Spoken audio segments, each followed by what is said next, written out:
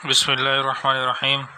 جب حضرت آدم علیہ السلام اپنے فرزندان اور خاص کر حضرت شیش علیہ السلام پیغمبر کو تمام ہدایتیں اور وصیتیں کر چکے تو پھر آپ نے اپنی تمام اولاد اور بالخصوص شیش علیہ السلام سے امت محمدیہ کے فضائل اور خوبیاں بیان کرنی شروع کی۔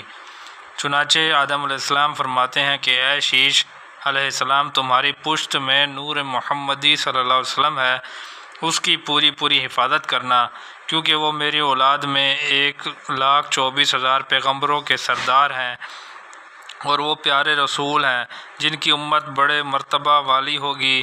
نیز مجھ میں اور ان میں اتنا فرق ہوگا کہ 6 باتوں میں وہ مجھ پر بڑھ جائیں گی۔ اے میری اولاد، مجھ کو صرف ایک نافرمانی کرنے پر جنت سے نکالا گیا، لیکن امت محمدیہ بے حد نافرمانیاں کرے گی اور اس پر بھی وہ نہایت اعزاز کے ساتھ جنت میں داخل کر دی جائے گی۔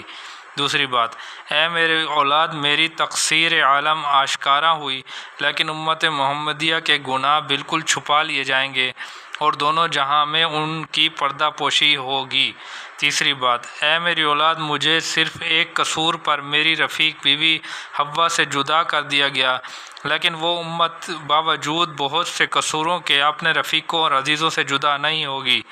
چوتھی بات، اے میری اولاد، میں ایک معصیت پر روتا رہا اور خدا تعالیٰ کی حضوری میں گریہ زاری کرتا رہا۔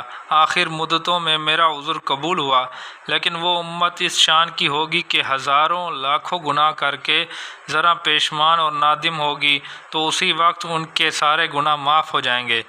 پانچویں بات، اے میری اولاد، مجھ کو صرف ایک بات پر برہنہ کر دیا گیا، لیکن وہ ہزاروں لاکھوں پر بھی برہنہ نہیں کی جائے گی، بلکہ ان کی تمام باتیں چھپا لی جائیں گی۔ چھٹی بات، اے میری اولاد، میں توبہ کرنے کے لیے میدان عرفات میں گیا، وہاں جا کر میری توبہ قبول ہوئی، لیکن وہ توبہ کے لیے ایک قدم بھی گھر سے نہ نکلے گی، وہیں بیٹھے بیٹھے اتنا کہے گی کہ الہی توبہ، مولا اسی وقت ان کی سارے گناہ معاف کر دے گا اور انہیں بخش دے گا۔ آدم علیہ السلام کی وفات۔ دنیا میں ہمیشہ کوئی رہتا ہے، بھلا کیوں؟ جب حضرت آدم علیہ السلام نہ بچے، موت کے ہاتھوں۔ کتب تواریخ و تفاسیر میں مرقوم ہے کہ تمام نصیحتوں اور وصیتوں کے بعد حضرت آدم علیہ السلام کو مرض لاحق ہو گیا، جس میں آپ نے دوا یا غذا کے لیے اپنی اولاد سے روغن زیتون مانگا، مگر اس وقت تک دنیا میں زیتون کا کہیں نام و نشان نہ تھا۔ پھر خود ہی فرمایا کہ میں بھولا، وہ جنت میں ہے، یہاں نہیں ہے۔ اچھا اے شیش علیہ السلام، تم کوہ طور پر جاؤ اور وہاں جا کر حضور خداوندی میں میری طرف سے عرض کرو کہ آپ کا بندہ آدم علیہ السلام سخت بیمار ہے اور روغن زیتون آپ سے طلب کرتا ہے۔ یقین ہے کہ میرا مولا مجھ پر رحم فرمائے گا اور روغن زیتون تمہیں مل جائے گا، جسے تم میرے پاس لے آنا۔ چنانچہ حضرت شیش علیہ السلام منزل با منزل راستے طے کرتے ہوئے کوہ طور پر پہنچے اور وہاں جا کر حضور خداوندی میں عرض کیا کہ میرے والد بزرگوار سخت علیل ہیں اور وہ حضور سے روغن زیتون کی خواہش کرتے ہیں، جنہوں نے مجھے اپنا نائب بنا کر درگاہ رب العزت میں بھیجا ہے، اور یہ عرض کیا ہے میرا مولا میری تمنا پوری کرے گا اور وہ بہشت کا روغن زیتون مجھے دے گا۔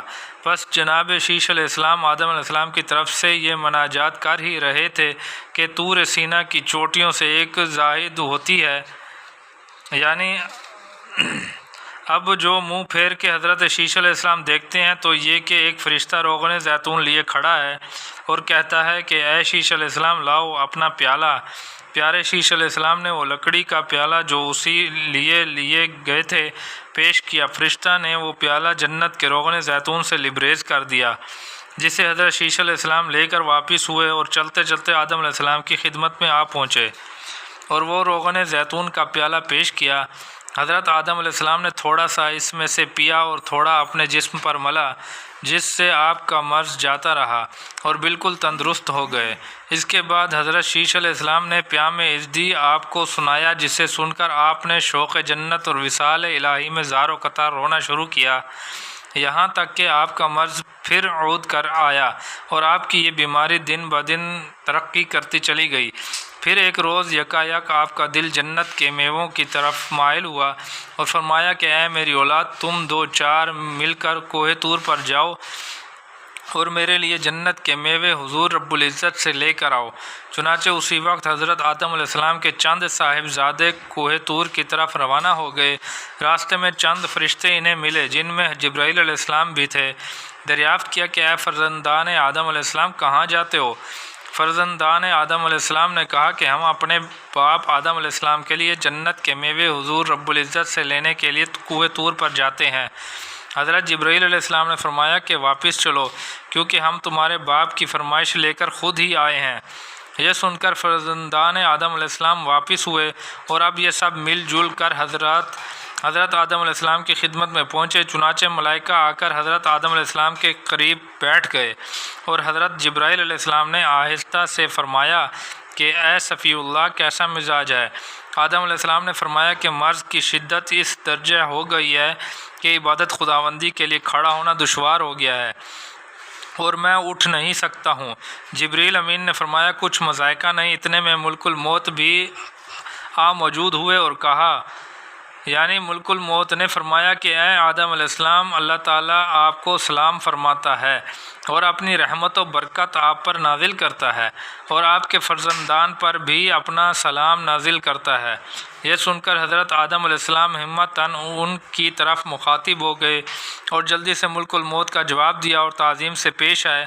اس وقت حضرت آدم علیہ السلام کے قریب ہی کہیں حضرت حوا بھی بیٹھی تھی، جو ملک الموت کی صورت دیکھ کر زار و قطار رونے لگیں۔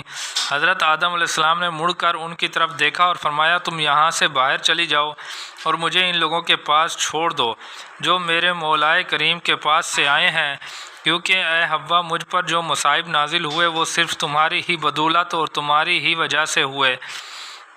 اس کے بعد حضرت آدم علیہ السلام جبریل امین کی طرف مخاطب ہوئے اور فرمایا کہ میں تم سے دریافت کرتا ہوں کہ میں عنقریب موت کا مزہ چکھنے والا ہوں، ذرا مجھ کو یہ بتا دو کہ آسمانوں میں مجھے اب عاصی اور گنہگار تو نہیں کہتے؟ یہ سنتے ہی ملک الموت اور تمام ملائکہ رو دیے۔ نیز حضرت جبریل علیہ السلام بے چین ہو گئے اور اسی وقت عرش مولا سے صدا آئی۔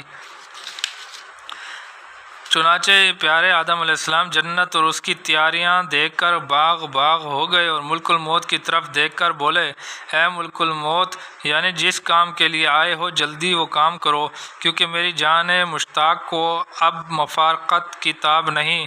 یہ سنتے ہی ملک الموت حضرت آدم علیہ السلام کی جان نکالنے میں مصروف ہوئے۔